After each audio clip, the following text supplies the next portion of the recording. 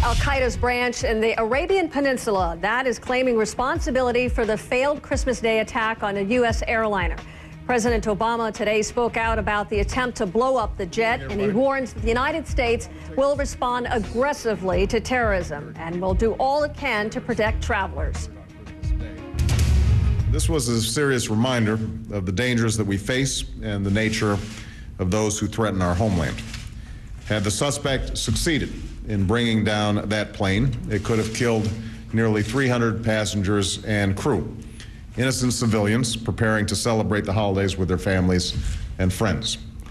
The American people should be assured that we are doing everything in our power to keep you and your family safe and secure during this busy holiday season.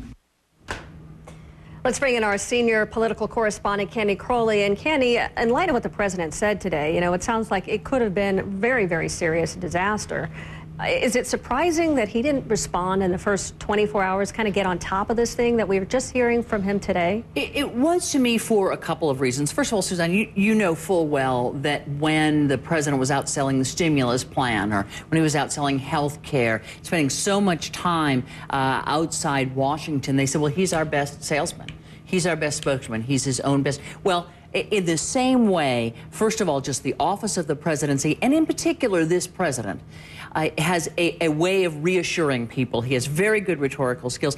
And their main message, when we heard it from Robert Gibbs, the spokesman, when we heard it from Janet Napolitano, the Homeland Security Secretary, was everything's okay, keep flying, we really think that it's secure. It doesn't mean as much unless it comes from the president. And third, just politically, people understand that when presidents don't act quickly or don't look concerned, it can hurt them. So I just think for a lot of reasons, first of all, because it plays to one of his talents, and second of all, because politically it's always good to get somebody out there and he's beginning to take heat. Sure. You heard even Democrats say, I would have preferred had he come out a little first 24 earlier. hours. Yeah. I want to follow up, too, with what you had talked about, Secretary Napolitano, because you actually interviewed her on State of the Union on Sunday, and she said that the system had worked, and you pressed her on that, but she seemed like she was very consistent on that talking point before today, before she came back on the morning shows and had to clarify and say she was talking about not what had happened previously, but moving forward. What was your impression of what she was trying to convey? My impression was that they said to her, Janet, we want you to go out there and tell people that the system worked, that flying is safe, and what they first wanted to do was to say everything's okay. They wanted to be calming. So we first got that statement, and I think that was her marching order. So when they said that, so she was trying to stick to that, even when the questions about, well, really, is the system working, when it really just seemed like the bomb didn't work and you had some passengers willing to throw themselves on this guy.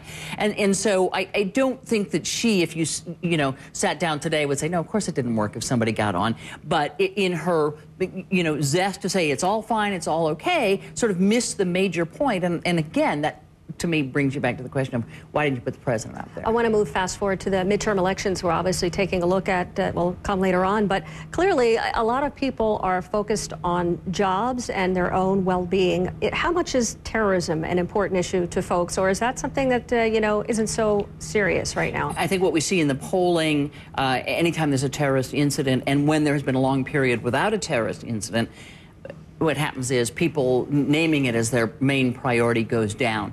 But I tell you, if there is a major incident, that always becomes the major issue, because you can talk all you want about jobs, which is the main issue right now, looks to be the main issue for the midterms. You can say all you want, that's the #1 issue. But if you are not safe, nothing else really matters. So I think this in and of itself doesn't make terrorism an issue, but certainly big terrorist incidents do affect people and why they vote and how they vote. And it's certainly on everyone's radar right now. Right now. Okay, thank you, Candy.